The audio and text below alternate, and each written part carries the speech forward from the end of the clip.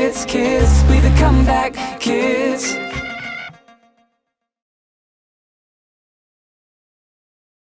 Hey everybody, how you doing? This is Shirley coming to you live from In the Zone Studios.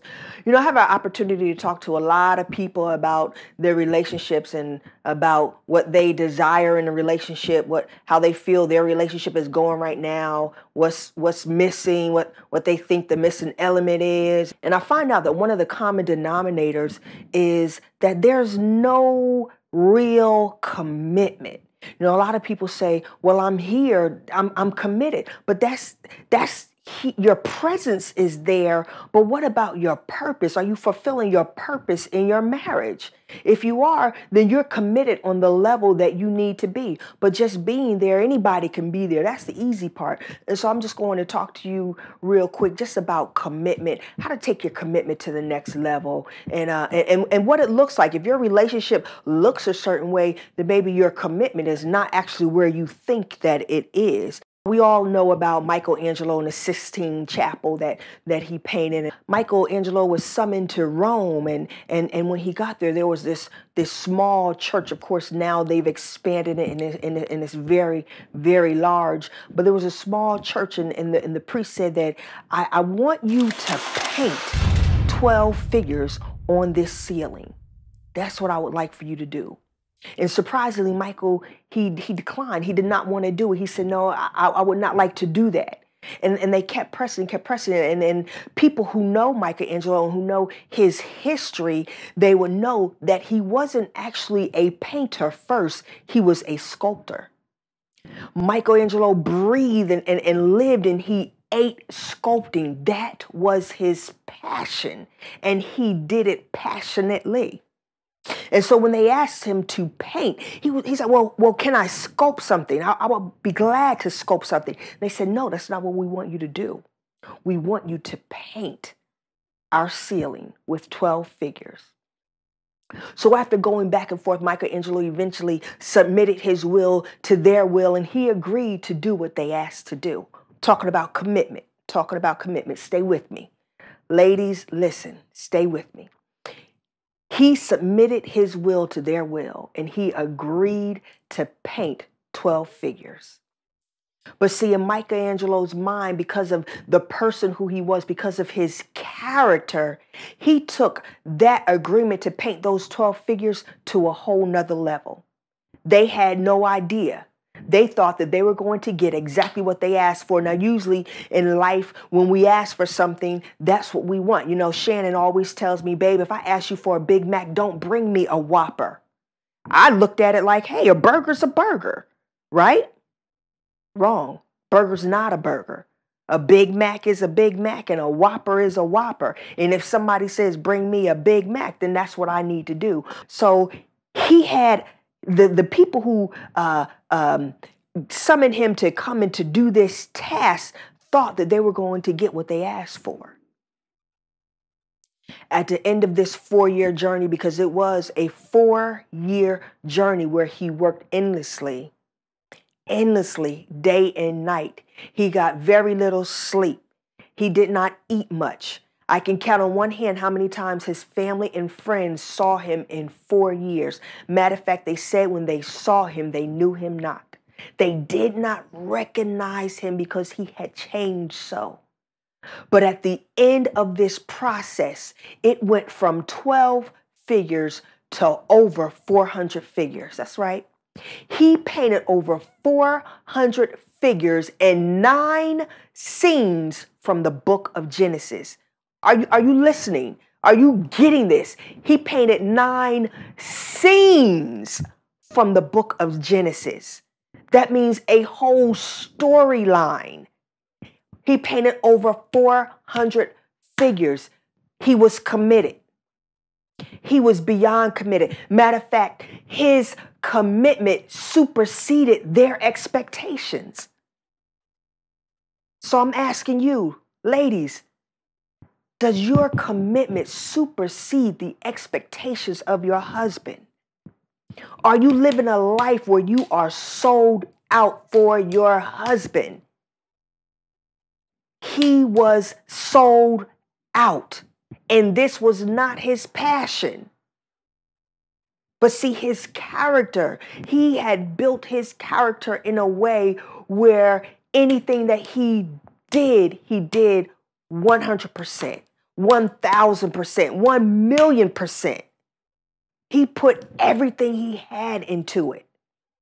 Matter of fact, at the end of this process, he had problems for the rest of his life with his body and his eyes. His eyes were never the same. His body was broken. He hung upside down for 4 years painting this picture that was only supposed to be 12 figures.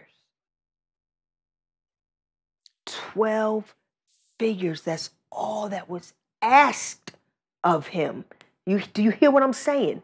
That's all that was asked of him.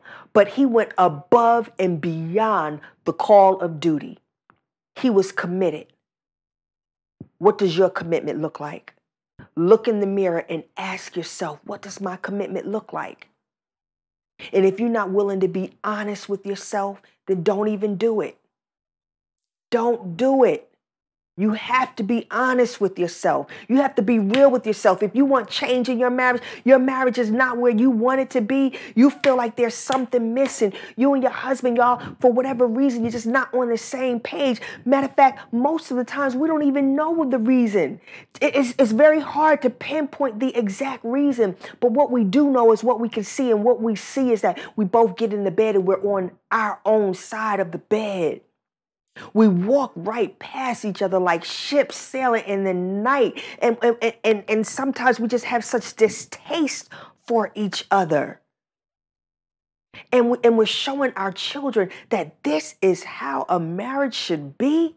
What is your level of commitment? What are you willing to give? What are you willing to do to show I am sold out for my husband? It's not about what he does. It's not about what he doesn't do. It's not about what he says. It's not about what he doesn't say. It's about what I do, because that's all you can control at the end of the day.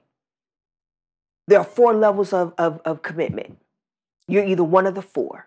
That's it. You're one of the 4. And I'm going to share them with you. And as I share them with you, I want you to be honest, be candid about who you are and where you are right now at this point in time in your life. Maybe you've been abused and maybe you've just gone through so many things in life. Maybe you were molested. Maybe you were raped. Maybe somebody just dogged you out. Maybe your parents didn't have any faith in you and they told you would be nothing, you would amount to nothing. And so there are these issues that you have internally. You have low self-esteem and you don't love yourself and you feel like you're not worth anything and you don't even know what your purpose is. Maybe you had no abuse, but you just wandered around like you in the wilderness with you can't, there's no roads, there's nothing. You're just in the middle of a forest and all you see are trees and you simply don't know your purpose. So I want you to be honest. I'm going to share with you these 4 different levels of commitment. You have the cop out, you have the hold out, you have the drop out, and the all out. Now the cop out. Ladies, somebody who's watching this, your only goal was to get married. That's it. Your only goal was to get married. You that eye candy, you know what I'm saying? On the outside, everything is just like butter. But on the inside, you don't have nothing to offer. But see, what you did was you pretended like you had something to offer.